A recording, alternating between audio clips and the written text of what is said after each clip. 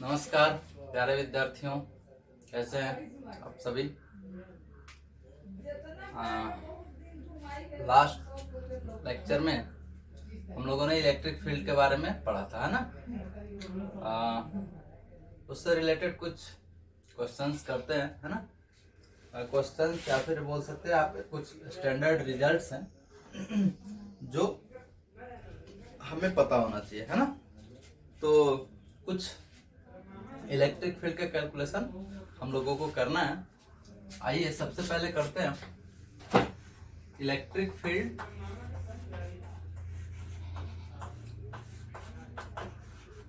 Due to a uniformly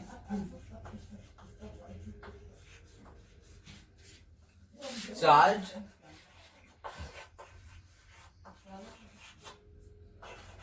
rod, है ना। एक समान रूप से आवेशित रॉड के कारण विद्युत क्षेत्र, है ना। आइए चलिए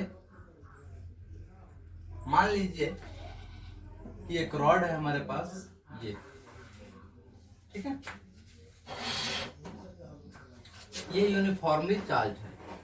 इस पे जो चार्ज है वो है लैम्डा कूलम पर मीटर, है ना। इसका जो लीनियर चार्ज डेंसिटी है वो है लैम्डा कूलम पर मीटर, ठीक है। और इससे मान लीजिए कि डी डिस्टेंस पे हमें इलेक्ट्रिक फील्ड निकालना है, इस पॉइंट पे, है ना। हमें इलेक्ट्रिक फील्ड इस पॉइंट पे निकालना है जिसका डिस्टेंस इस रॉड से कितना है, डी। ध्यान दे ये डिस्टेंस परपेंडिकुलर डिस्टेंस है ना। D is the perpendicular distance of point where electric field is to be calculated, है ना। जहां पे इलेक्ट्रिक फील्ड निकालना है वहां का परपेंडिकुलर डिस्टेंस कौन है, D। कहां से, रॉड से। मान लीजिए रॉड का जो अपर एंड है, ऊपर वाला छोर, वहां से इसको मिलाने पे ये एंगल θ1 आता है और लोअर एंड से मिलाने पे ये एंगल जो है वो θ2 है ना। ये डिस्टेंस d और हमें यहाँ पे इलेक्ट्रिक फील्ड कैलकुलेट करना है, ठीक है। तो आप पहले फिगर बना लेंगे, फिर आंसर का फिगर अलग से बनाएंगे, है ना। मैं इसी में कर रहा हूँ। चलिए ध्यान दीजिए यार, ये हमें जो इलेक्ट्रिक फील्ड निकालना है इस पूरे रॉड के कारण निकालना है। आप ध्यान से देखें तो अगर इस पॉइंट की बात करें तो इस पॉइंट के कारण इलेक्ट्रिक फील्ड यहाँ पे जो होगा वो इधर होगा। इस वाले पॉइंट के कारण बात करें तो वो इलेक्ट्रिक फील्ड इधर होगा। इस वाले पॉइंट के कारण बात करें तो वो इलेक्ट्रिक फील्ड इधर होगा। इस वाले पॉइंट के कारण बात करें तो इलेक्ट्रिक फील्ड इधर होगा। तो ध्यान से देखिए कि ये पूरे रॉड के कारण जो इलेक्ट्रिक फील्ड का डायरेक्शन है वो अलग अलग डायरेक्शन में है ना। और डिस्टेंस भी बदल रहा है। आप ध्यान से देखें, इस पॉइंट का डिस्टेंस रॉड के इस पॉइंट से ये है d, ये वाला डिस्टेंस कुछ और है, ये डिस्टेंस कुछ और है, ये डिस्टेंस कुछ और है। तो डिस्टेंस भी बदल रहा है और इलेक्ट्रिक फील्ड का डायरेक्शन भी बदल रहा है। जब ऐसी स्थिति आती है तो हमें क्या करना पड़ता है, इंटीग्रेशन करना पड़ता है, साफ लगाना पड़ता है। तो हमें इसमें इंटीग्रेशन लगाना पड़ेगा। कैसे, देखिए आइए यहां से जो ये वाला पॉइंट था, जो ये डिस्टेंस d है, इस पॉइंट से ऊपर y पे जाके एक dy का एलिमेंट ले लेते हैं, है ना। तो हम लिखेंगे कि take an element of dy at a distance y, है ना। फ्रॉम, एक पॉइंट ले लीजिएगा, फ्रॉम पॉइंट O, क्लियर। तो ध्यान से देखिए, वैसे ही यहां से इसको मिलाएंगे तो सपोज करिए कि ये थीटा, तो यहां से ये जो एंगल आ रहा है, ये जो एंगल आ रहा है इसको हम लोग बोल देते हैं डी थीटा, ठीक। ये थीटा और ये डी थीटा। अब इसके कारण, इस वाले एलिमेंट के कारण जो इलेक्ट्रिक फील्ड होगा वो इलेक्ट्रिक फील्ड, तो ये चूंकि ये एलिमेंट है dy है, तो dy के कारण जो इलेक्ट्रिक फील्ड आ रहा है उसको हम लोग बोल देते हैं डी, क्लियर। तो ये डी इलेक्ट्रिक फील्ड हो गया। अब ध्यान से देखिए, इसको अगर आगे बढ़ाएंगे तो ये भी थीटा। अब इस डी का जो कंपोनेंट होगा वो दो कंपोनेंट होगा, ये होगा डी कॉस थीटा और इधर वाला कंपोनेंट डी साइन थीटा, है ना। डी कॉस थीटा डी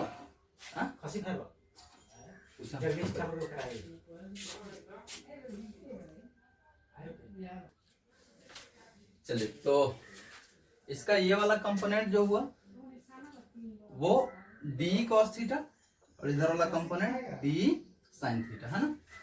अब डी का कितना वैल्यू होगा, डी का वैल्यू निकालने के लिए हम जानते हैं इलेक्ट्रिक फील्ड जो निकालते हैं वो कितना होता है, ये क्यू बाई आर स्क्वायर, ठीक है। ध्यान से देखिए, तो आर तो ये है, आर ये वाला है, तो ये वाला अगर आर है और ये डी है, तो अगर हम कॉस थीटा लिखें, है ना, कॉस थीटा लिखेंगे तो बेस बाई हाइपोटेनस यानी कि डी बाई आर, यहां से आर लिखेंगे तो आर बराबर डी बाई कॉस थीटा, है ना। कॉस थीटा ऊपर जाएगा तो क्या हो जाएगा, सेक थीटा, तो आर बराबर डी सेक थीटा, आर तो निकल गया।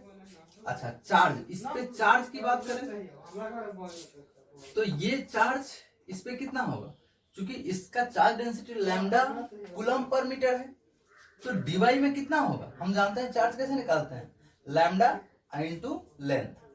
तो चार्ज जो अगर डीक्यू लिखते हैं, यहाँ पे जो चार्ज है उसको हम डीक्यू लिखते हैं, तो डीक्यू क्या होगा, लैम्डा इनटू लेंथ कितना है, डीवाई, लैम्डा डीवाई, क्लियर। तो हमें चार्ज भी मिल गया, इस पॉइंट पे जितना चार्ज होगा वो कितना है, लैम्डा डीवाई, और ये आर जो है इस पॉइंट तक का जो डिस्टेंस है वो कितना है, डी सेक थीटा। तो जो डी का वैल्यू होगा वो कितना होगा, के क्यू का वैल्यू कितना, lambda into d y, lambda d y by r कितना, आर स्क्वायर, आर है डी सेक थीटा, तो आर स्क्वायर क्या हो जाएगा, d square sec square theta, ये डी का वैल्यू आया। अब ध्यान से देखिए, ये जो इलेक्ट्रिक फील्ड है, ये जो यहाँ पे हम डी लिखे, डी का कंपोनेंट की इधर डी cos थीटा, इधर आया डी sin थीटा, तो ये जो है वो तो डी का कंपोनेंट है।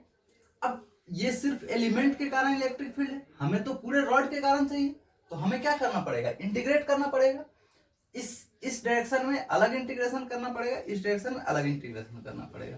तो इस डायरेक्शन में जो इलेक्ट्रिक फील्ड आ रहा है उसको हम मान लेते हैं ई परपेंडिकुलर, इसको हम क्या मानते हैं, ई परपेंडिकुलर, इसलिए कि ये रॉड के परपेंडिकुलर है, इसको हम क्या मान लेते हैं, ई परपेंडिकुलर, है ना। Electric field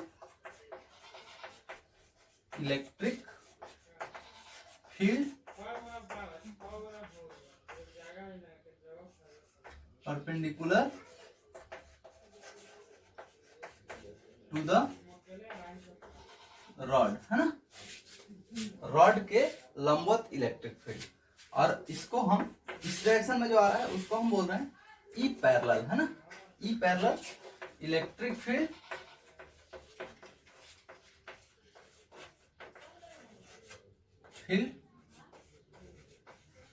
parallel to the rod, है ना। अच्छा, इसको हम एक्स वाई इसलिए नहीं लिखे, इसको हॉरिजॉन्टल, इसको वर्टिकल इसलिए नहीं लिखे, क्योंकि मान लीजिए कि अगर रॉड इसको इस तरह कर दे, तो रॉड अगर इस तरह से हो जाएगा तो ये जो आप जिसको आप हॉरिजॉन्टल बोल रहे थे वो तो वर्टिकल हो जाता, और ये वाला जो वर्टिकल था वो क्या हो जाता, हॉरिजॉन्टल। तो इसलिए हमने इसको क्या बोल दिया, इसको परपेंडिकुलर बोल दिया, रॉड के परपेंडिकुलर, चाहे आप रॉड को ऐसे रखे कोई फर्क नहीं पड़ेगा, है ना। तो अब हमें निकालना है ई परपेंडिकुलर कितना हो जाएगा, ई परपेंडिकुलर हो जाएगा इंटीग्रेशन डी कॉस थीटा, है ना, डी कॉस थीटा, है ना। तो डी का वैल्यू यहां से लिख लीजिए, डी का वैल्यू यहां से लिखिए, कितना है, k lambda d y by D square sec square theta into ये क्या है, कॉस थीटा इंटू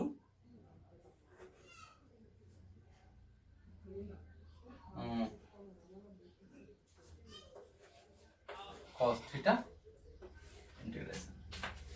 और देखिए ध्यान से देखिए यहां पे यार वेरिएबल डीवाई भी है, ठीक है, डीवाई भी है और थीटा भी वेरिएबल है। दो दो वेरिएबल के साथ हम इंटीग्रेशन नहीं कर सकते हैं, है ना। तो इसलिए हमको एक वेरिएबल हटाना पड़ेगा। कैसे हटाएंगे, तो देखिए यहां से हमारा आर का वैल्यू कितना है, आप यहां से देखिए थीटा वाला, अगर इस वाले ट्रायंगल में देखेंगे, है ना, इस छोटे वाले ट्रायंगल में, तो छोटे वाले ट्रायंगल में अगर हम लिखे tan थीटा, है ना, तो tan थीटा कितना होता है, p by b, perpendicular by base. तो इसके लिए परपेंडिकुलर कौन है, y, और बेस कौन है, d। तो क्या हो जाएगा y by D, tan theta बराबर y बाई डी। तो आप देखिए यहां से हम क्या लिख सकते हैं, y बराबर d tan थीटा, और इसको हम डिफरेंशिएट कर दे दोनों तरफ थीटा के रेस्पेक्ट में, तो क्या हो जाएगा dy बाई डी थीटा बराबर क्या हो जाएगा, d तो बाहर कर लीजिए, d कांस्टेंट है, और क्या होगा d tan theta by d theta, है ना। तो dy बाई डी थीटा कितना आएगा, यहां से dy बाई डी थीटा जो आ गया वो कितना हो गया, देखिए ध्यान से, d tan थीटा का डिफरेंशिएशन क्या होता है, ये d इधर बाहर रह गया, कांस्टेंट है, d tan theta by d theta, तो d tan theta by d theta sec square theta होता है। तो हम क्या लिख लिए, सेक स्क्वायर थीटा, और dy बाई डी थीटा को इधर गुना करेंगे तो dy बराबर क्या हो जाएगा, d sec square theta into d theta. अब इसको इस वाले में रख दीजिए, इस वाले इक्वेशन में इसका अगर वैल्यू रखेंगे तो क्या होगा, ध्यान से देखिए, इधर हम इरेज कर रहे हैं, आप लोग इसको इतना नोट करेंगे, फिर आगे का नोट करेंगे क्योंकि जगह कम है। तो चलिए यहां से क्या हो जाएगा, ई परपेंडिकुलर का जो वैल्यू आएगा वो क्या आएगा, के लैम्डा dy की जगह पे इसको रखते हैं, d sec square theta d theta by D square sec square theta into cos theta, है ना।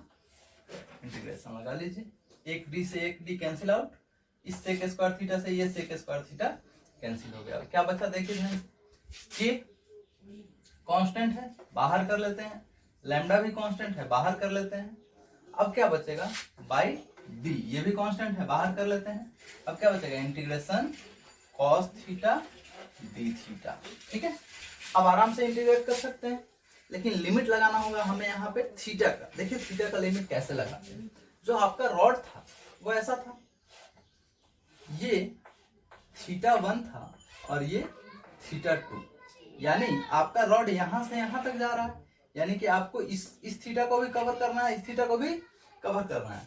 तो देखिए ध्यान से, जो फाइनली जा रहा है वो हमारा तो थीटा 1 है, तो कहां तक जा रहा है, थीटा 1 तक, थीटा 1 तक गया। कहां से गया, थीटा 2 से गया। लेकिन ध्यान से देखिए थीटा 2 अगर इस वाले लाइन से बात करें तो इस वाले लाइन से आगे की डायरेक्शन में ये थीटा 1 है, क्लॉकवाइज डायरेक्शन में, लेकिन इस लाइन से फिर क्योंकि मेजर तो एक ही जगह से हम करेंगे, तो इस लाइन से जैसे ही थीटा 2 को मेजर करने चलेंगे तो ये अपोजिट डायरेक्शन में आ रहा है, वो क्लॉकवाइज है तो ये एंटी क्लॉकवाइज, इसलिए इसको अगर थीटा 1 लिए है तो थीटा 2 को माइनस में लेना पड़ेगा, नहीं तो ऊपर वाले को अगर माइनस में लेंगे तो नीचे वाला प्लस में, यानी कि अगर थीटा 1 पॉजिटिव लेते हैं तो थीटा 2 नेगेटिव, है ना, एक पॉजिटिव और एक नेगेटिव, तो ये क्या माइनस थीटा 2। तो हमारा लिमिट क्या हो गया, माइनस थीटा 2 से थीटा 1 तक, है ना। अब चलिए इसको इंटीग्रेट कर लेते हैं, इसको मैं मिटा रहा हूं। अब क्या हो जाएगा, तो k lambda by d cos theta का integration sine theta limit minus theta 2 से थीटा 1। तो क्या हो जाएगा के लैम्डा बाई डी, थीटा के जगह पे पहले थीटा 1, तो क्या हो जाएगा sine theta 1 minus sine minus theta 2। हम जानते हैं साइन माइनस थीटा होता है माइनस साइन थीटा, तो यहां से क्या हो जाएगा ई परपेंडिकुलर का जो वैल्यू आएगा वो आएगा के lambda by D sign theta 1। ये वाला माइनस यहाँ पे क्या कर देगा प्लस कर देगा, प्लस साइन थीटा 2। ठीक है, तो इसे नोट कीजिए, ये ई परपेंडिकुलर आ गया और लेना है हमें ई पैरेलल, है ना। चलिए ई पैरेलल देखते हैं कैसे आएगा। इस वाले फिगर को हम मिटा रहे हैं क्योंकि इसका कोई जरूरत नहीं है, और इधर कर लेते हैं। आप सीक्वेंस वाइज नोट करेंगे, जैसे जैसे मैं कर रहा हूँ एक एक स्टेप आप वैसे ही करेंगे। देखिए अगर ई पैरेलल लेंगे तो हमें क्या करना पड़ेगा, integration D E sine theta. ठीक है, फिर से हम क्या रखेंगे, डी का वैल्यू रखेंगे। डी का वैल्यू तो यही है k lambda d y by D square sec square theta into sine theta हो जाएगा, इंटीग्रेशन तो रहेगा। अब देखिए ध्यान से, फिर से डी वाई का वैल्यू यहां से उठा के रख देंगे। डी वाई का वैल्यू कितना है, d sec square theta, k lambda d sec square theta d theta by D square sec square theta into sine theta, है ना, इसका इंटीग्रेशन। अब देखिए फिर से cos स्क्वायर से cos स्क्वायर थीटा, एक cos एक डी से एक डी कैंसिल होगा, तो क्या बचेगा, यहाँ पे देखिए आप चाहे तो डायरेक्ट ये भी टर्म लिख सकते थे क्योंकि वो सारा कैलकुलेशन हम लोग कर चुके थे। के लैम्डा बाई डी बाहर, फिर से क्या बचा, integration sine theta d theta. चाहे तो डायरेक्ट ये भी स्टेप लिख सकते थे, वैसे पूरा भी लिख सकते हैं। लिमिट वही माइनस थीटा 1 से थीटा 2, है ना, सॉरी थीटा माइनस थीटा 2 से थीटा 1। और देखिए तो क्या हो जाएगा, के लैम्डा बाई डी और साइन थीटा का इंटीग्रेशन होता है माइनस कॉस थीटा, है ना। लिमिट माइनस थीटा से थीटा 2 से थीटा 1 तक, तो क्या हो जाएगा के लैम्डा बाई डी, लिमिट रखते हैं, माइनस को बाहर ले लेते हैं, बाद में अंदर कर लेंगे। क्या लिखेंगे, cos theta 1 minus of cos minus theta 2।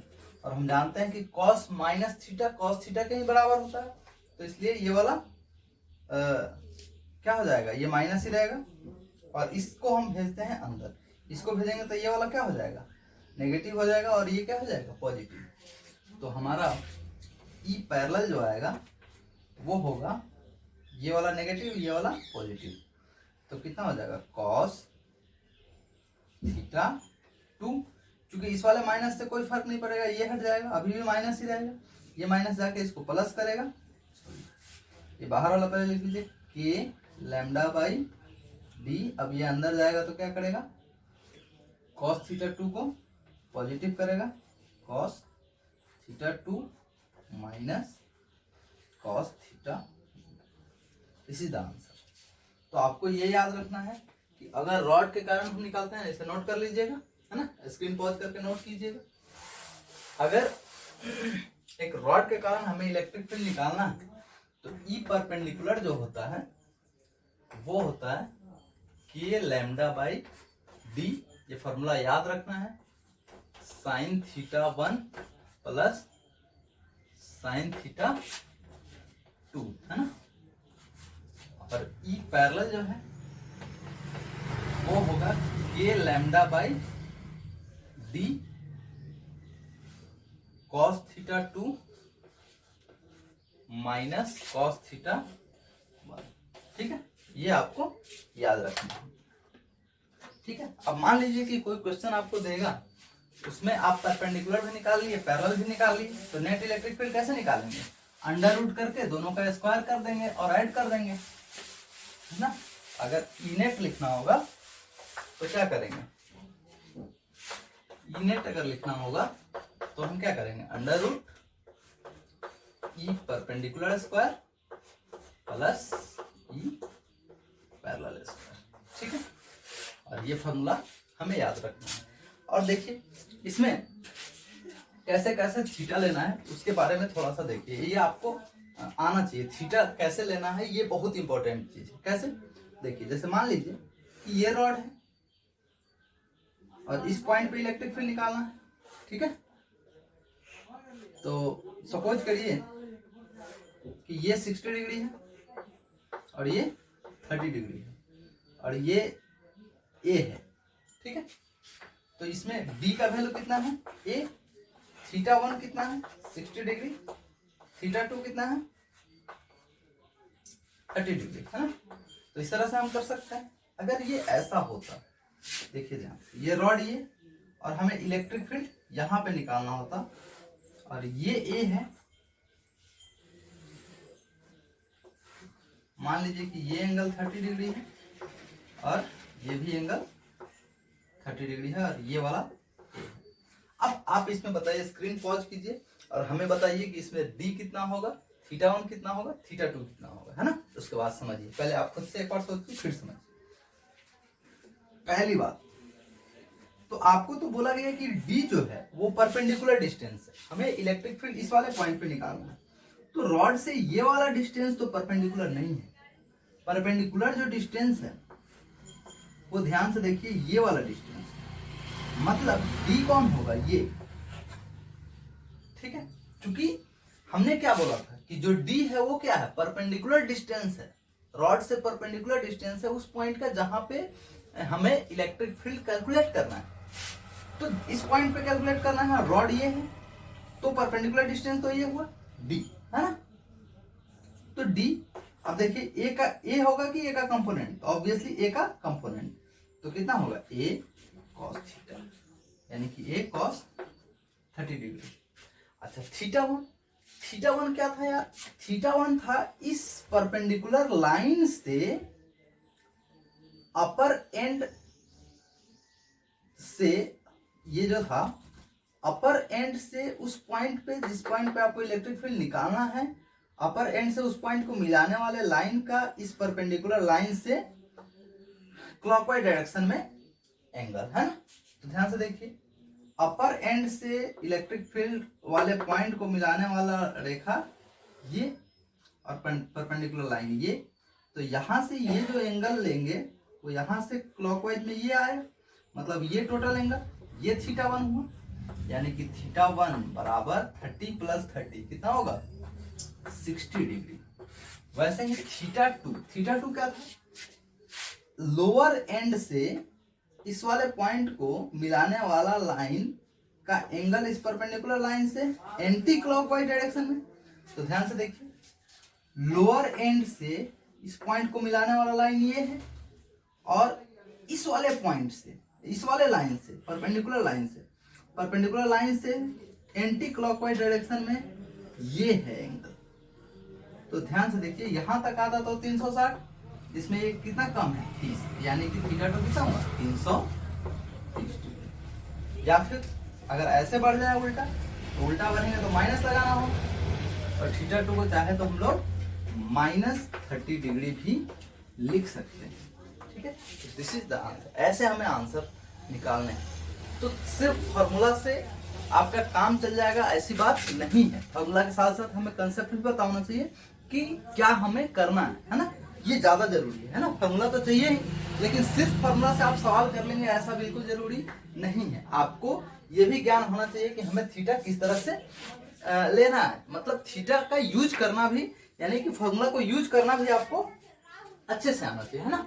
तो आप इसे स्क्रीन पॉज करके नोट करिए, एग्जाम्पल में लिख लीजिएगा ये दोनों। चलिए आगे बढ़ते हैं।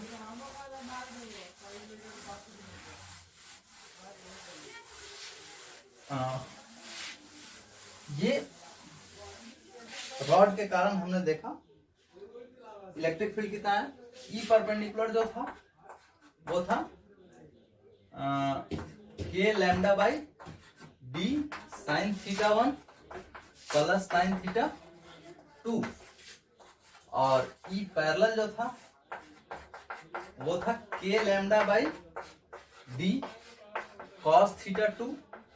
आसान है यार, याद हो जाएगा, ये आपको याद होना ही चाहिए, है ना।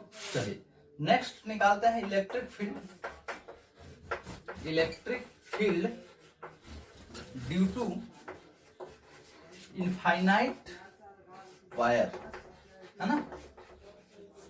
इनफाइनाइट वायर, इनफाइनाइट का मतलब क्या चीज, बहुत बड़ा, है ना, बहुत बड़ा। तो ध्यान से देखिए, ये इधर भी इनफाइनाइट और इधर भी इनफाइनाइट, और इससे यहाँ पे हमें डी डिस्टेंस पे निकालना है ना। चलिए यार, इनफाइनाइट का थोड़ा सा मतलब समझते हैं कि इनफाइनाइट होता क्या है, कब हम मानेंगे इनफाइनाइट। देखिए, तो इनफाइनाइट कोई एब्सोल्यूट चीज नहीं है, ये वास्तविक चीज नहीं है। इनफाइनाइट आर्बिट्रेरी चीज है, माना हुआ चीज है ना। ये हमारे लिए हम इसको, इस एक हाथ को भी हम इनफाइनाइट मान सकते हैं, और 10 मीटर भी इनफाइनाइट नहीं हो सकता है। ये डिपेंड करता है कि डेटा क्या है आपका, है ना। जैसे मान लीजिए, सपोज करिए ये हम ले लें 10 मीटर, है ना, 10 मीटर, और हमको 1 मिलीमीटर पे निकालना है, 1 मिलीमीटर पे यहाँ पे। तो 10 मीटर के लिए ये 1 मिलीमीटर पे निकालना है, तो ध्यान से देखिए कि यहाँ से ये जो डिस्टेंस है इधर और ये इधर, दोनों इनफाइनाइट मान सकते हैं, ठीक है। ये इनफाइनाइट है किसके लिए, 1 मिलीमीटर के लिए। मतलब अगर ये जो लेंथ है, अगर लेंथ बहुत बड़ा हो डी से, then we can take the length of rod as infinite, है ना। अगर रॉड का लेंथ इस डी के तुलना में बहुत ज्यादा हो तो हम इसे इनफाइनाइट मान सकते हैं। क्लियर। जैसे मान लीजिए, आप ध्यान से देखिए, क्या ये अगर आपसे मैं नॉर्मल कोर्स में बात पूछूं, जैसे हम बात करें कि इनफाइनाइट कहाँ तक है, जैसे हम देख रहे हैं, तो इनफाइनाइट कहाँ है, आसमान तक, जहां तक हमें दिख रहा है, जहां से दिखना बंद हो जाए वो क्या है, इनफाइनाइट। अगर हम बात करें तो अभी तो हम आसमान तक देख रहे हैं, मतलब अनंत तक देख रहे हैं, इनफाइनाइट तक देख पा रहे हैं, है ना। तो हमारे लिए तो, और उसके आगे नहीं देख पा रहे हैं, तो वो अनंत है, वो इनफाइनाइट है। मान लीजिए इसमें अगर हम ऐसे अपने आंख को ऐसे टच करके, एक आंख बंद कर लूं और एक को इसे टच करूं, तो बोलिए इधर हमें यहां तक दिख रहा है और इधर यहां तक, मतलब इसके इतना सा हमें दिख रहा है, इसके इधर दिखाई नहीं दे रहा है और इधर भी दिखाई नहीं दे रहा है। तो क्या हमारे आंख के लिए वहां पे जब था उसके लिए तो यही इनफाइनाइट हो गया। तो चूंकि वहां से मेरे आंख से बोर्ड का डिस्टेंस कितना था, बहुत कम, ठीक है। तो इनफाइनाइट कुछ भी हो सकता है, ये डिपेंड करेगा डेटा पे, है ना। तो अगर लेंथ ऑफ रॉड जो है वो इस डी के तुलना में बड़ा है, बहुत बड़ा है, तो इस रॉड को हम इनफाइनाइट मान सकते हैं। तो जो इनफाइनाइट मानेंगे तो देखिए क्या होगा, डी तो डी है। अब ए के साथ क्या होना है, थीटा 1 थीटा 2 के साथ क्या होना है। यार एक बात बताइए, यहाँ पे था तो ये थीटा 1 था, जैसे ऊपर बढ़े, देखिए ध्यान से, ये थीटा 1 क्या हुआ, बढ़ते गया, अब बहुत दूर तक जाए, अनंत तक जाए। जब अनंत तक जाएंगे तो क्या होगा, सोचिए ये जो लाइन था वो इस तरह हो जाएगा, यानी बहुत दूर जाने पे ये लाइन ऐसा हो जाएगा, यानी कि थीटा 1 का वैल्यू कितना हो जाएगा, 90 डिग्री, ठीक है। और इधर भी आएंगे तो ये भी कितना हो जाएगा, हाँ, ये भी लोअर एंड को भी मिलाने वाला लाइन कहाँ पे जाएगा, अनंत पे, तो ये भी कैसे हो जाएगा, परपेंडिकुलर, यानी थीटा 2 भी कितना हो जाएगा, 90। अगर इनफाइनाइट वायर है तो उसके लिए थीटा 1 और थीटा 2 दोनों क्या होगा, 90 होगा, ये आपको ध्यान रखना है। तो ध्यान से देखिए, ई परपेंडिकुलर अगर लिखते हैं तो क्या होगा, k lambda by d, E perpendicular, है ना, k lambda by D sine 90 plus sine 90, दोनों 90 90 है, साइन 91 और ये भी 1, 1 प्लस 1 2, तो कितना हो जाएगा, 2 के लैम्डा बाई डी। ये क्या आएगा सर, ई परपेंडिकुलर, और ई पैरेलल कितना आएगा, ई पैरेलल देख लेते हैं, के lambda by d cos theta 2 90 cos 90 minus cos theta 1, ये भी 90 है, तो 90 90 कॉस 90 0, ये भी कॉस 90 0, 0 माइनस 0 0, 0 से इसमें गुना करेंगे 0, यानी कि ई पैरेलल भी कितना आया, ई पैरेलल भी 0 है। तो ई परपेंडिकुलर ही नेट इलेक्ट्रिक फील्ड कितना होगा, नेट इलेक्ट्रिक फील्ड तो आपको पता है under root E perpendicular square plus E parallel square. तो ई पैरेलल तो 0 है, बस इसका स्क्वायर करके अंडर रूट करेंगे, स्क्वायर से रूट हटेगा, क्या बचेगा, ई नेट जो होगा वो क्या होगा 2k लैम्डा बाई डी। तो सर आपको ये भी फॉर्मूला याद रखना है कि electric field due to infinite rod infinite wire बोले तो वो कितना होगा 2k लैम्डा बाई डी। ये आपको रटा हुआ होना चाहिए, ये आपको याद होना चाहिए हमेशा से, ठीक है।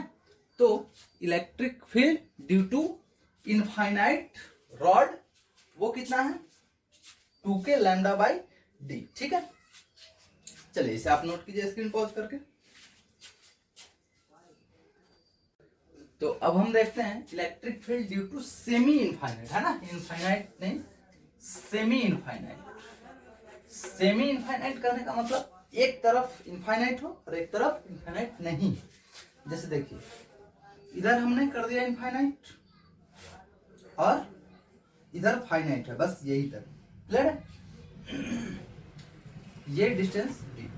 अब ध्यान से देखिए क्योंकि इस तरफ इनफाइनाइट है तो θ1 कितना, θ1 तो 90 हुआ, लेकिन θ2 देखिए यहाँ से θ2 तो 0 ही है, लोअर एंड से मिलाने वाला तो यही है, तो यहाँ से यहाँ का एंगल कितना 0, तो θ2 कितना 0 डिग्री।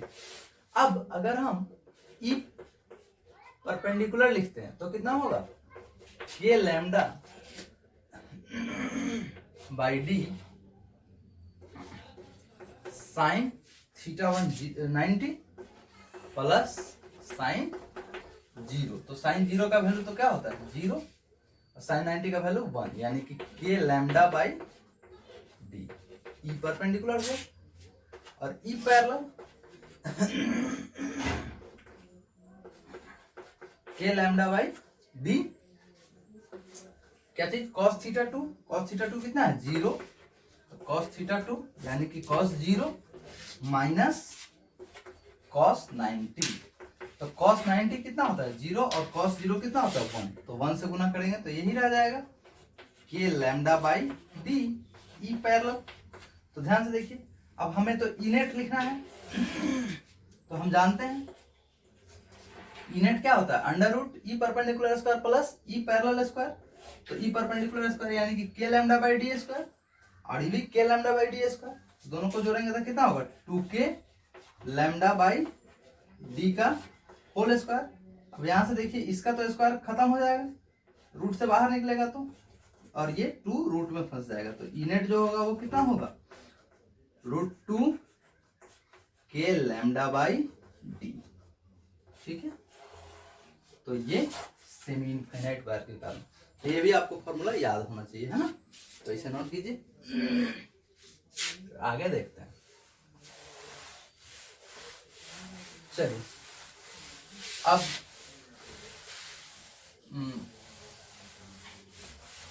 एक बढ़िया क्वेश्चन करते हैं, है ना। आइए यार, एक वायर है इनफाइनाइट और ये इधर इनफाइनाइट, है ना। जहां से ए लेंथ और ए हाइट पे चल के, यानी कि यहाँ पे आपसे पूछ रहा है कि बताइए इलेक्ट्रिक फील्ड कितना होगा, है ना। यानी कि ये भी ए है और ये भी ए है। एक सेकंड,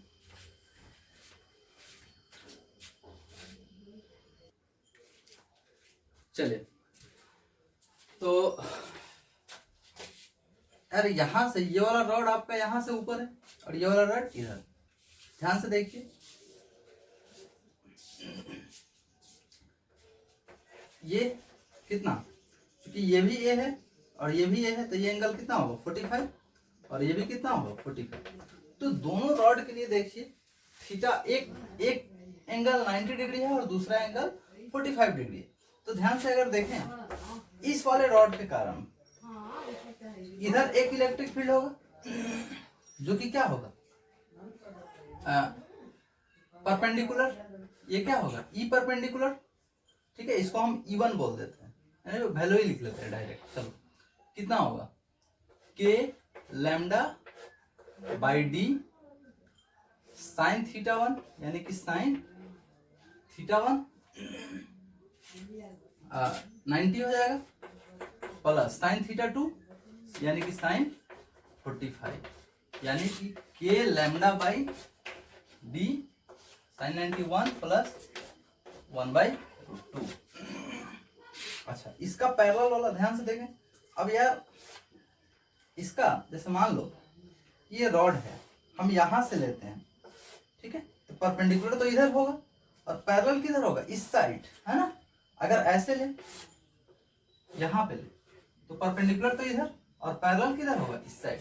मतलब जिधर ज्यादा रॉड है उसके अपोजिट साइड में पैरेलल हो, तो ऑब्वियसली इधर ज्यादा रॉड है तो अपोजिट साइड किधर आएगा, इस साइड, यानी कि ई पैरेलल इधर होगा। तो पैरेलल के लिए फॉर्मूला क्या है, के लैम्डा बाई डी, के lambda by d cos theta 2 minus cos theta 1। तो cos theta 2 minus cos theta 1। तो ध्यान से देखिए, थीटा 2 कितना है इसका 45 और थीटा 1 कितना है 90। थीटा 2 यानी कि कॉस 45, कॉस 45 माइनस कॉस 90, है ना, इधर ही लिख लेते हैं कॉस 90। तो ये कितना आ जाएगा इधर, के lambda by d cos theta 1 कितना है कॉस 45 यानी कि 1/√2 और कॉस 90 0, तो सीधे कितना आ जाएगा 1/√2, है ना। अच्छा, इस वाले के लिए परपेंडिकुलर इधर, तो परपेंडिकुलर का तो वैल्यू यही आना है, साइन 90 प्लस साइन 45, तो कितना आएगा के लैम्डा बाई डी 1 प्लस 1/√2। और देखिए इसका पैरेलल, चूंकि इधर ज्यादा लेंथ है तो इसका पैरेलल किधर आएगा, इधर, तो पैरेलल तो इतना ही आएगा इसका भी, तो कितना 1/√2 के लैम्डा बाई डी। तो ध्यान से देखिए अब कितना हो जाएगा electric field, net electric field. अब आपके पास 4 हैं ऐसे, एक इधर कितना है के लैम्डा डी, उसमें गुना कर लेते हैं, के लैम्डा डी प्लस के लैम्डा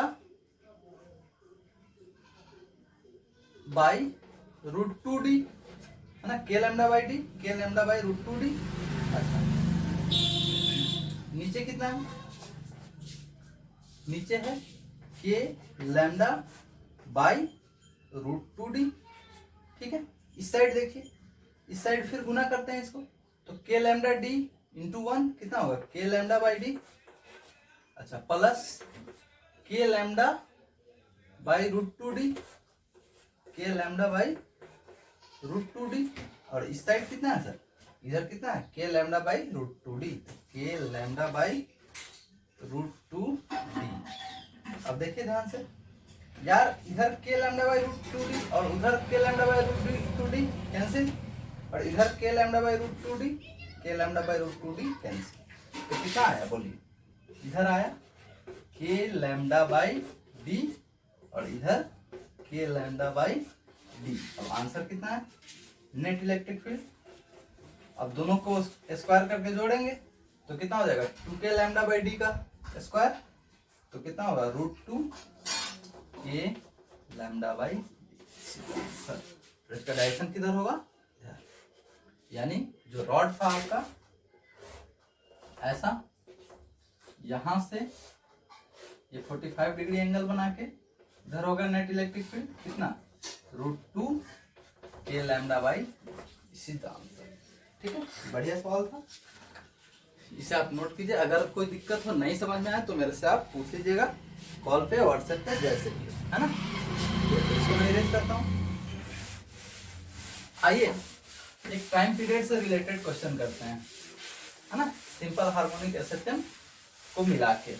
अच्छा, जिन लोगों ने नहीं पढ़ा होगा एसएचएम, वो लोग आप इस क्वेश्चन को इग्नोर कर सकते हैं या फिर थोड़ा सा दिमाग लगाएं तो बन भी सकता है, कोई खास बात नहीं है। मान लीजिए एक इनफाइनाइट रॉड है ना, जिसका लैम्डा कूलम पर मीटर चार्ज डेंसिटी है ना। यहां से डी डिस्टेंस पे, ठीक है, डी डिस्टेंस पे एक चार्ज क्यू को रखा गया है जिसका मास m है, ठीक है।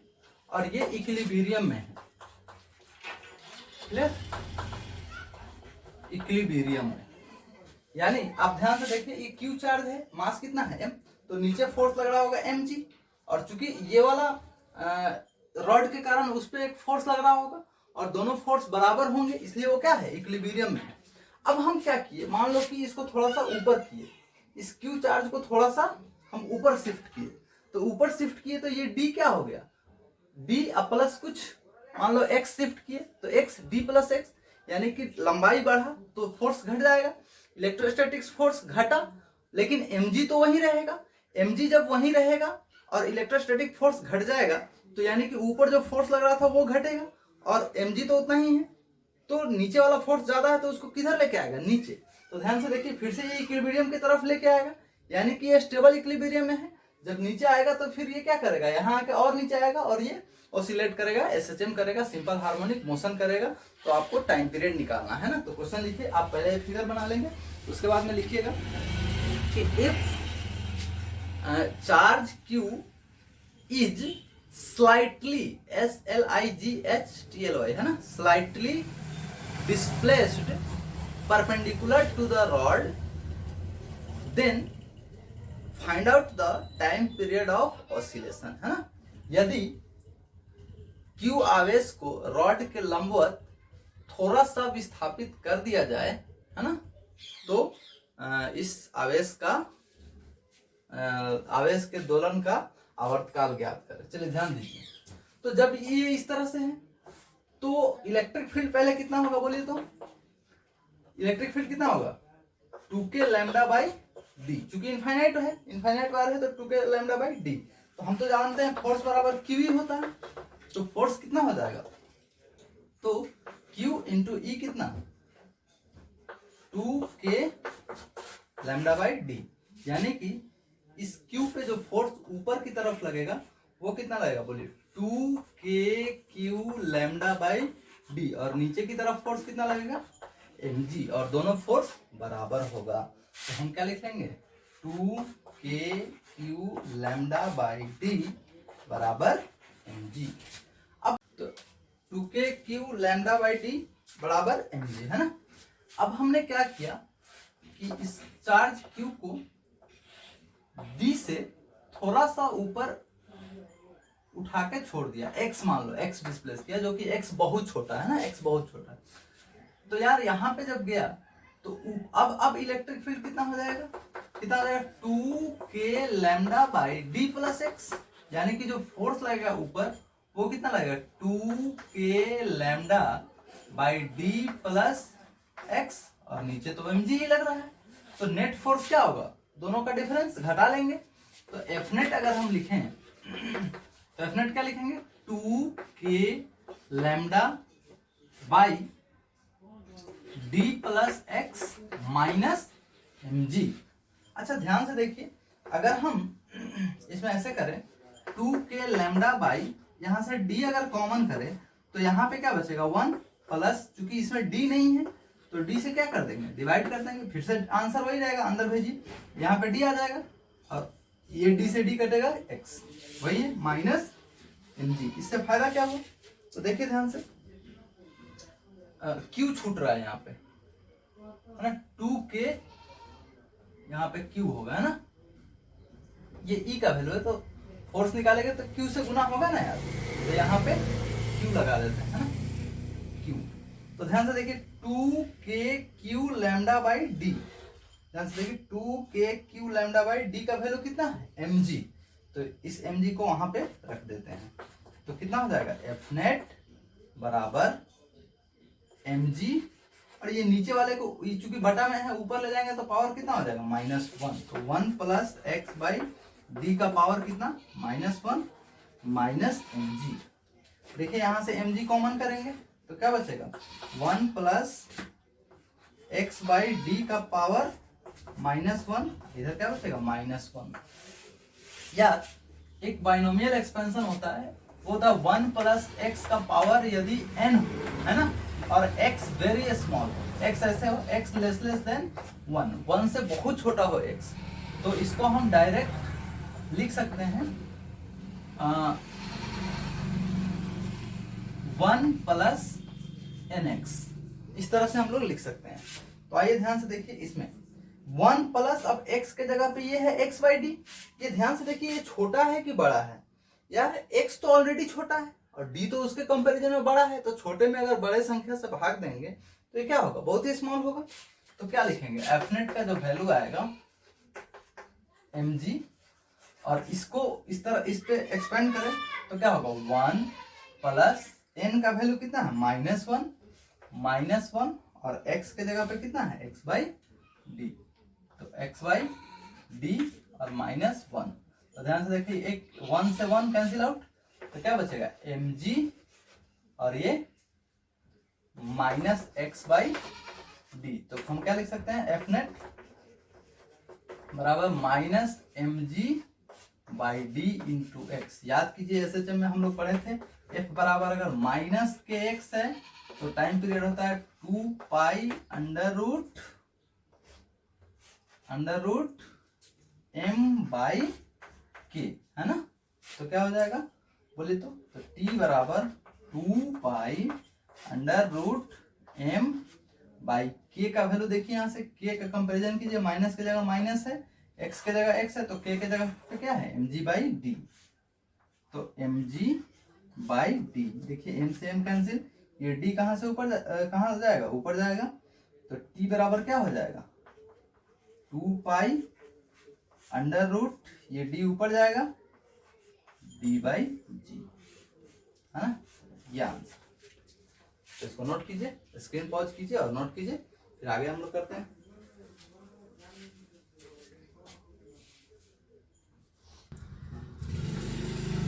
चलिए, तो अब हम कैलकुलेट करते हैं रिंग के कारण इलेक्ट्रिक फील्ड, है ना? Electric field due to charge ring. Next heading लिखिएगा, electric field due to charge ring, है ना? हिंदी क्या हो जाएगा? आवेशित छल्ले के कारण विद्युत क्षेत्र, है ना? आवेशित छल्ले के कारण विद्युत क्षेत्र, या फिर आप इसको ऐसे भी लिख सकते हैं, electric field due to charge ring at its axis. तब हिंदी में क्या हो जाएगा? आवेशित छल्ले के कारण इसके अक्ष पर विद्युत क्षेत्र, है ना? आवेशित छल्ले के कारण इसके अक्ष पर विद्युत क्षेत्र है। ठीक है, मान लीजिए रिंग को हम लोग हिंदी में छल्ला बोलते हैं ना। मान लीजिए ये रिंग है, ठीक है, और रिंग का जो रेडियस है वो r है और इस पे टोटल चार्ज कितना है? q, है ना? तो यार अगर इसका डेंसिटी निकाले, चार्ज डेंसिटी निकाले लैम्डा, तो वो कितना होगा? लैम्डा बराबर चार्ज बाई लेंथ। तो लेंथ, टोटल लेंथ कितना हो जाएगा इसका? 2 पाई r। तो चार्ज कितना दिए हैं? q बाई लेंथ कितना है? 2 पाई r। ये तो कितना हो जाएगा? क्या हो जाएगा? लैम्डा हो जाएगा। अब यार इसके कारण हमें इलेक्ट्रिक फील्ड निकालना है ना। रिंग, ये रिंग का एक्सिस तो ये बाहर की तरफ, और इसको यहाँ पे हमें इधर बाहर इस एक्सिस पे हमें क्या निकालना है? Electric field. तो चलिए इसको हम थोड़ा सा, इस रिंग को हम ऐसे, ये इस तरह से इस प्लेन में जो है, ठीक है, इसको हम इस प्लेन में डाल देते हैं, मतलब रिंग ऐसे, ठीक। तो अगर इसको हम बनाएं तो ये कैसा हो जाएगा? ऐसा, और इसका एक्सिस ऐसे, और हमको मान लीजिए कि इलेक्ट्रिक फील्ड इस पॉइंट पे निकालना है। चलिए मान लेते हैं कि एलिमेंट है यहाँ पे dl लेंथ का, है ना? तो हम लोग क्या लिखेंगे? टेक एन एलिमेंट dl, है ना? टेक एन एलिमेंट dl, एक dl एलिमेंट लेते हैं, है ना? तो चार्ज ऑन dl कितना हो जाएगा? चार्ज ऑन dl कितना होगा भाई साहब बोले तो? चार्ज ऑन dl, तो dl इंटू लैम्डा, है ना? तो कितना हो जाएगा? तो लैम्डा का वैल्यू कितना है? q by 2 pi r, q by 2 pi r into dl, है ना? अब चलिए ध्यान दीजिए, dl तो आपका ये है और ये एक्सिस था, तो इस dl के कारण जो इलेक्ट्रिक फील्ड होगा ये क्या इधर की तरफ होगा, ठीक है, ऐसे। तो इसको अगर हम इस प्लेन में घुमाएंगे तो इस तरह आ गया, तो ये किस तरह आया, इलेक्ट्रिक फील्ड यहाँ पे डीएल के कारण जो आया वो किधर आया, ये इसको हम डी मान लेते हैं। सपोज करिए ये एंगल थीटा है, तो ये भी एंगल कितना होगा, थीटा।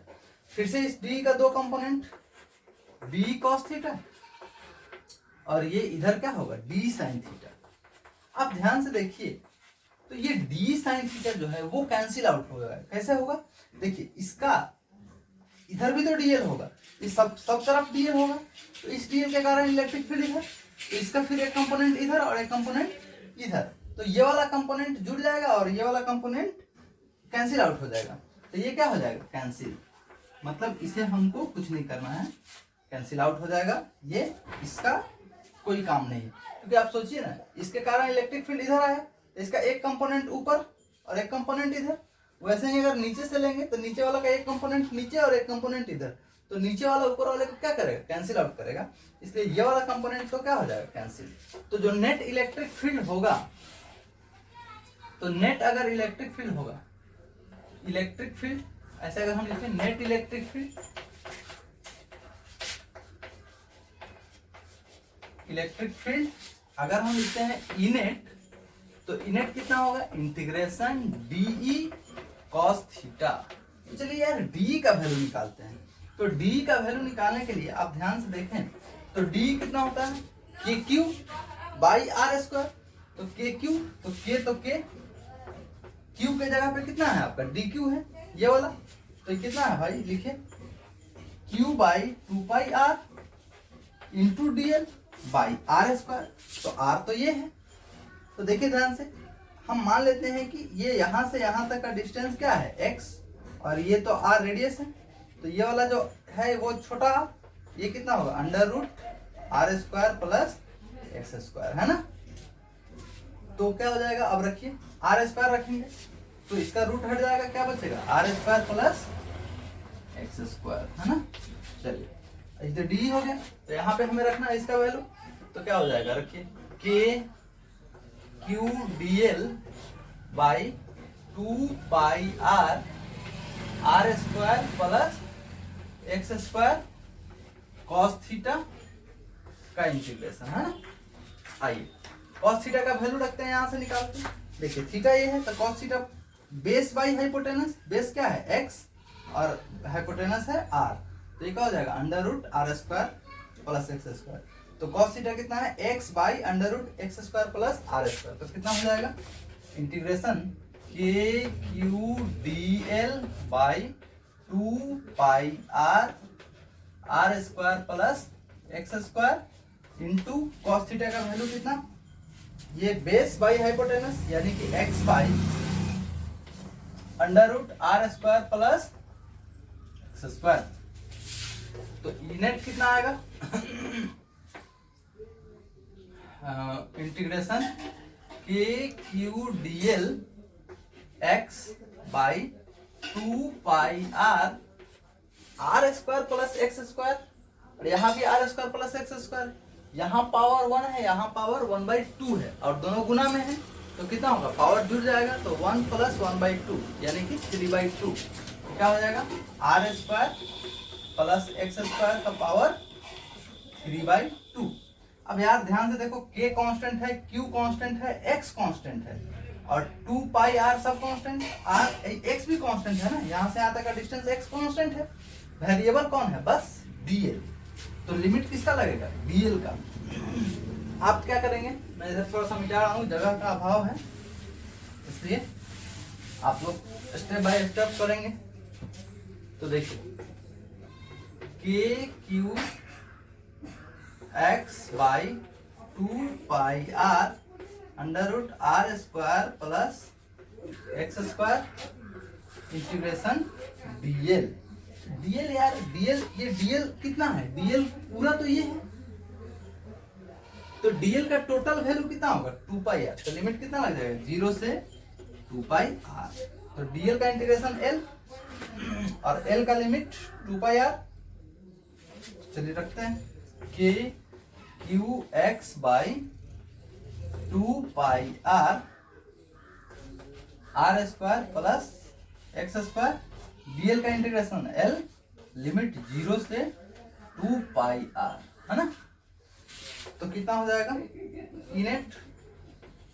इनेट हो जाएगा k Q x by 2 pi are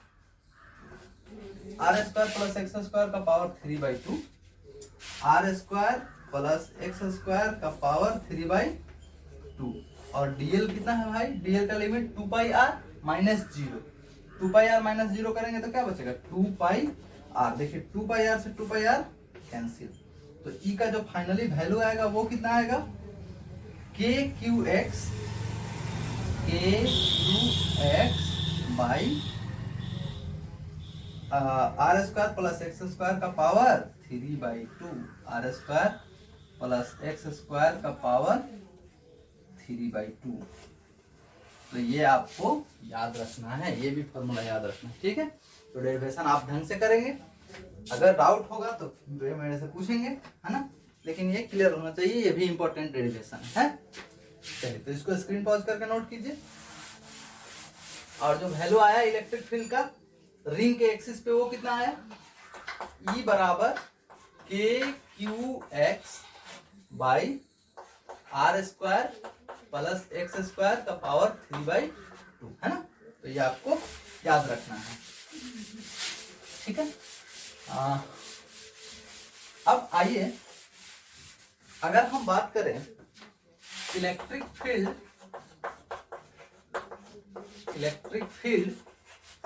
at the centre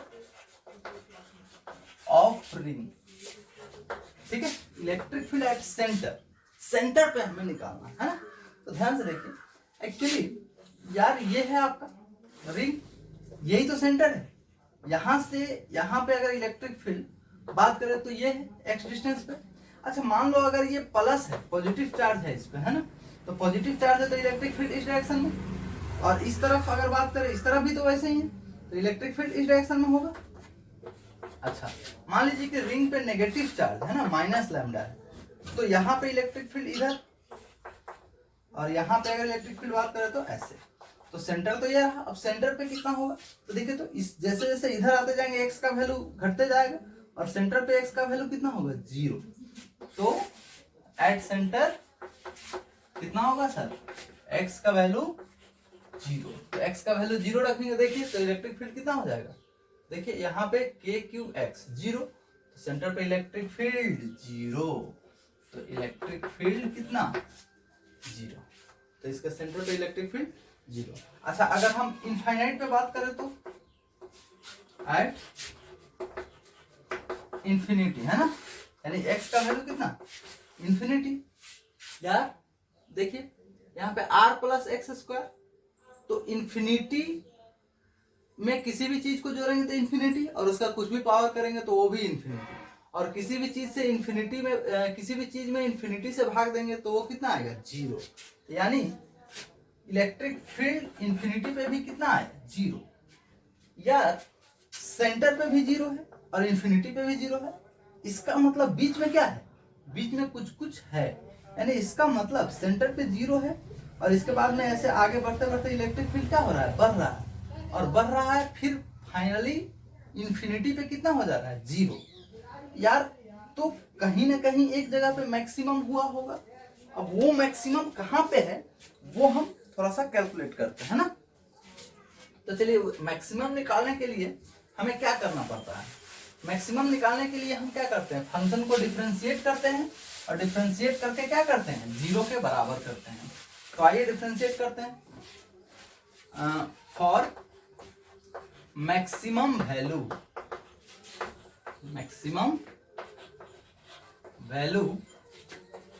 of electric field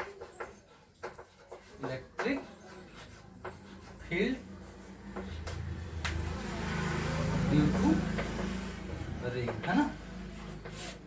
क्या करेंगे, मैक्सिमम वैल्यू के लिए क्या करेंगे, हिंदी में इसको लिख लेंगे रिंग के कारण इलेक्ट्रिक फील्ड यानी वैद्युत क्षेत्र के अधिकतम वैल्यू के लिए, है ना।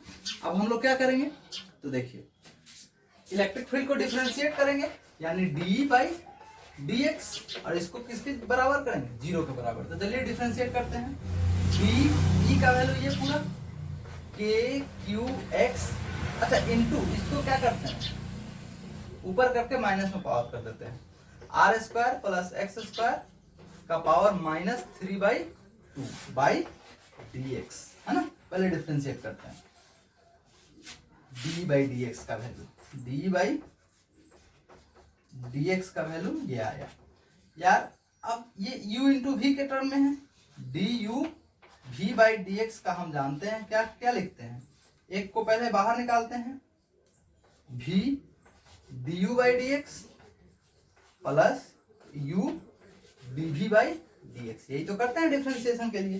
तो वैसे कर लेते हैं, एक फंक्शन ये है आपका और एक फंक्शन ये, तो करिए वैसे डिफरेंशिएट। आइए तो डी बाई डी एक्स क्या लिखेंगे, डी बाई डी एक्स, तो इसको हम बाहर कर लेते हैं, ठीक है, या फिर इसी को बाहर कर लेते हैं, तो क्या हो जाएगा R square plus x square का power minus 3/2 D K Q x by D X, तो के क्यू तो बाहर है, के क्यू को बाहर कीजिए और क्या होगा D x by D x, ये तो 1 ही आएगा, प्लस अब इनको बाहर करके इसको डिफरेंशिएट करना है, इनको बाहर करके जब इसको डिफरेंशिएट कीजिएगा तो क्या आएगा, देखिए के क्यू एक्स इधर नीचे लिखते हैं, के क्यू एक्स बाहर है, D R square plus x square का पावर माइनस 3/2। अच्छा नीचे में पहले चेन रूल एक बार लगा लेते हैं, इसको नीचे में ऐसे लिखते हैं R square plus x square D लगा के into D R square plus x square by D x, है ना। चलिए ध्यान दीजिए, डी बाई डी एक्स बराबर कितना आएगा, ये D x by D X तो कट के 1 आएगा, के क्यू, अच्छा ये पावर माइनस में है तो इसको नीचे ही लिख लेते हैं, कितना होगा R square plus x square का power 3/2 plus k Q x, हम जानते हैं x का power n by D x का power n by D x होता है, तो क्या लिखते हैं n x का पावर n-1, तो क्या लिखेंगे n के जगह पे तो कितना है माइनस 3/2 और x के जगह पे कितना है R square plus x square n-1 power में, तो माइनस 3/2 माइनस 1, है ना, minus 3/2 minus 1 into D R square by D X 0 और D X square by D X, क्या इसका डिफरेंशिएशन कितना होगा 2x का पावर 2-1 यानी कि 2x, ठीक है। तो अब d बाई डी एक्स कितना आ जाएगा, d बाई डी एक्स आ जाएगा यहां से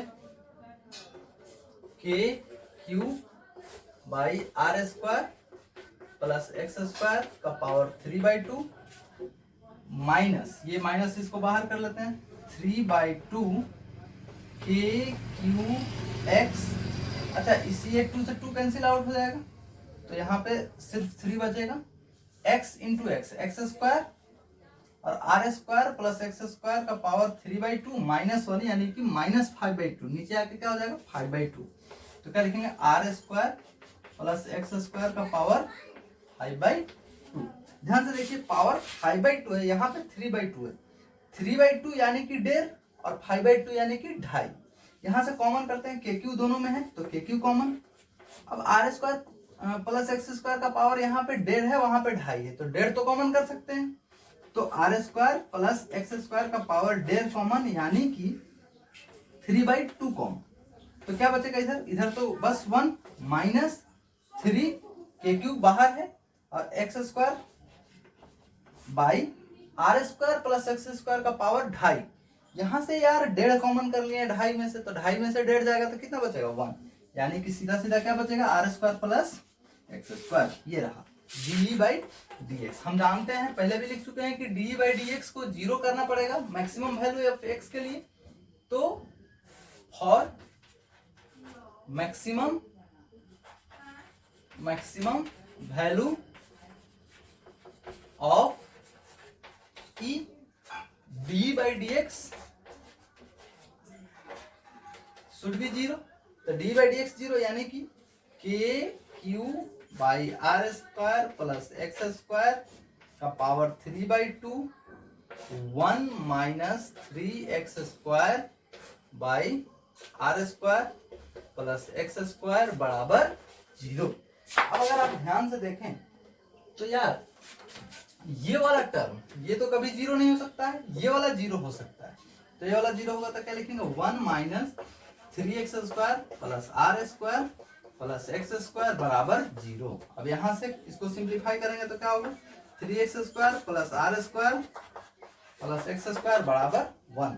यहाँ से गुना करेंगे तो 3x square cross multiplication 3x square बराबर R square plus x square. इस एक्स स्क्वायर को इधर लाते हैं तो 3x square minus x square क्या बचेगा 2x स्क्वायर। तो 2x स्क्वायर बराबर आर स्क्वायर, तो एक्स स्क्वायर बराबर आर स्क्वायर बाई 2। अब यहाँ से दोनों तरफ रूट लेंगे तो एक्स स्क्वायर का क्या बचेगा x बराबर रूट आर स्क्वायर बाई 2। तो आर स्क्वायर का रूट निकलेगा तो क्या आएगा प्लस माइनस आर बाई 2 है तो कितना होगा रूट 2, यानी x का वैल्यू कितना आएगा plus minus R by root 2। ठीक है, इतना नोट कीजिए डेरिवेशन, फिर देखते हैं इसका मतलब क्या है ना। इसका मतलब x का वैल्यू आ रहा है plus minus R by root 2। इसका मतलब कि यार आपका जो ये रिंग था ना, यहां से इधर जाएंगे तो अगर x का वैल्यू r बाई रूट 2 आता है तो भी यहाँ पे e का वैल्यू कितना होगा मैक्सिमम, और इधर नेगेटिव में x का वैल्यू r बाई रूट 2 यानी कि यहाँ पे माइनस आर बाई रूट 2 हो गया, तो यहाँ पे भी e का वैल्यू कितना होगा मैक्सिमम।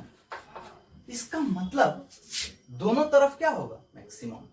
अब अगर हम ग्राफ ड्रॉ करें तो ग्राफ कुछ इस तरह का आता है, इधर e इधर x। तो चूंकि यहाँ पे कितना था 0, जैसे जैसे बढ़े वैल्यू बढ़ा और फिर ऐसे इंफिनिटी पे कितना 0, इसलिए ये ग्राफ इधर जाके क्या हो जाएगा पैरेलल। फिर यहां से भी ऐसे इंफिनिटी की तरफ जाके पैरेलल, थोड़ा सा ज्यादा, ठीक है ना। यहाँ पे देखिए, यहाँ पे वैल्यू मैक्सिमम हो रहा है, यहाँ पे ई का वैल्यू कितना है ई मैक्स, और यहाँ पे भी ई का वैल्यू ई मैक्स। यहाँ पे एक्स का वैल्यू कितना है आर बाई रूट 2, और यहाँ पे एक्स का value minus R by root 2। तो ये आप ध्यान रखिएगा, इसके कारण हम लोगों ने इलेक्ट्रिक फील्ड पढ़ा रिंग के कारण, है ना, रिंग के कारण। क्लियर है? तो आप इसे नोट कीजिए, फिर बाकी हम लोग नेक्स्ट क्लास में पढ़ते हैं, क्योंकि बहुत ज़्यादा हो जाएगा तो आप लोग को भी थोड़ा सा परेशानी होता है ना, इसलिए नेक्स्ट क्लास में मिलते हैं। Thank you.